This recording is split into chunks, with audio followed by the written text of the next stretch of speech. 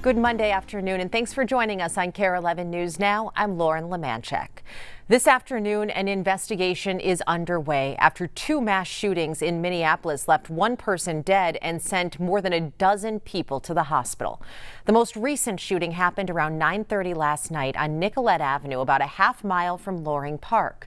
Minneapolis police confirmed to us that 4 people were found shot outside a business.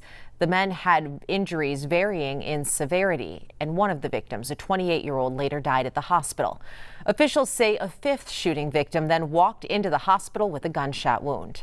That shooting happened less than 24 hours after police say 9 people were shot outside the Rain Event Center just after midnight on Sunday.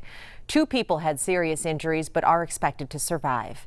Many were in attendance for rapper Ivory Babu's performance. She responded on social media shortly after, saying she is, quote, done with bookings and sending prayers to those injured.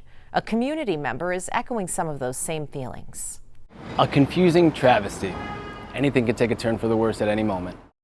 At this time, no arrests have been made, and police are asking anyone with information to reach out. We want to let you know about a traffic alert happening right now. The Dakota County Sheriff's Office is asking people to avoid the southbound lanes of Highway 47 at 265th Street near Northfield Boulevard. Take a look at this video just into our newsroom from Sky 11.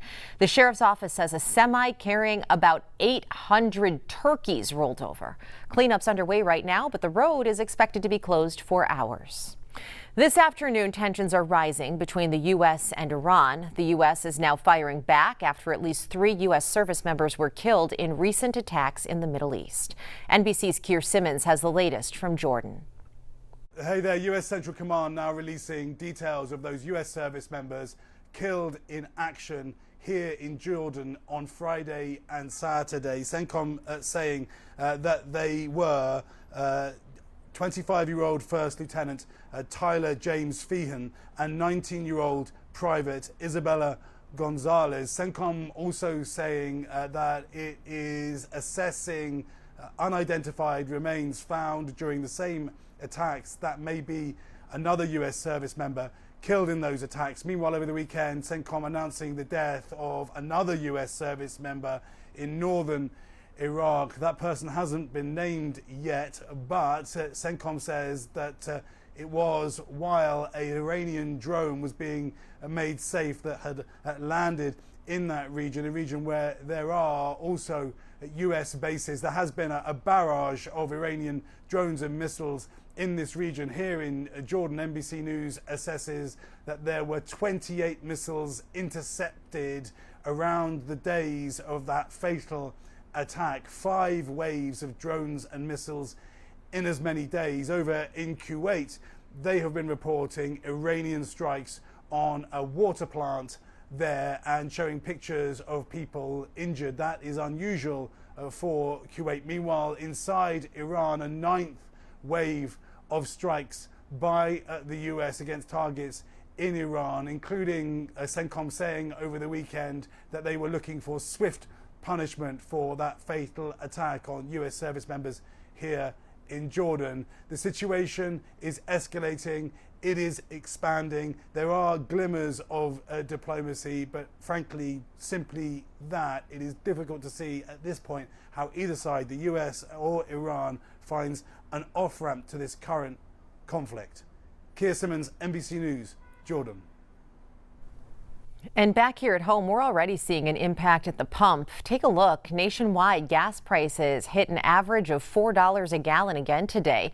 Here in Minnesota, it's sitting at $3.87 per gallon. That's up 12 cents from a week ago. Right now, new burn restrictions are in effect across several northern Minnesota counties hit hard by the wildfires. The DNR says restrictions are now at Class 4, which means all campfires and recreational fires are banned. Officials are also limiting most burn permits and restricting fireworks. Now, this impacts Cook, Koochiching, Lake, and northern St. Louis counties. The DNR says this will last until the area gets a good amount of rain. Meanwhile, today, fire officials say they are making progress on 15 fires in and around the Boundary Waters. At last check, officials said the fires have burned more than 70,000 acres total. Fire crews say the smoke cleared a bit this weekend, allowing them to hit the fires from planes and helicopters again. Officials say that, along with extra federal resources, is making a big difference. Today, some of Minnesota's top Democrats are heading to the polls to vote early in the U.S. Senate race. Senator Tina Smith, Congresswoman Ilhan Omar, and Attorney General Keith Ellison say they're voting for Peggy Flanagan. After they're done at the polls, the group will head to First Avenue for the Many Over the Money rally with Flanagan and Bernie Sanders. The Vermont senator endorsed Flanagan for Senate back in November. That rally starts at 5 p.m. The United Kingdom has a new Prime Minister. Andy Burnham officially sworn in today, becoming the 7th leader in 10 years as the country battles political turbulence and economic stagnation. NBC's Rafe Sanchez has more from London. Andy Burnham says Britain needs to restore its stability as he becomes the country's 7th prime minister in just 10 years. He says he is acutely aware that he is just the latest in what has been something of a revolving door of leadership in Britain. He was at Buckingham Palace to be appointed prime minister by King Charles just an hour or so after the outgoing prime minister, Sir Keir Starmer, formally submitted his resignation.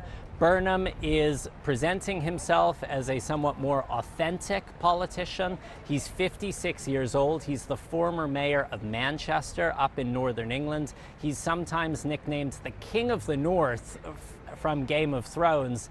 He prefers wearing T-shirts to suits, although he was wearing a suit as he delivered his first speech as prime minister today. And he says he understands that he needs to get a sluggish economy moving.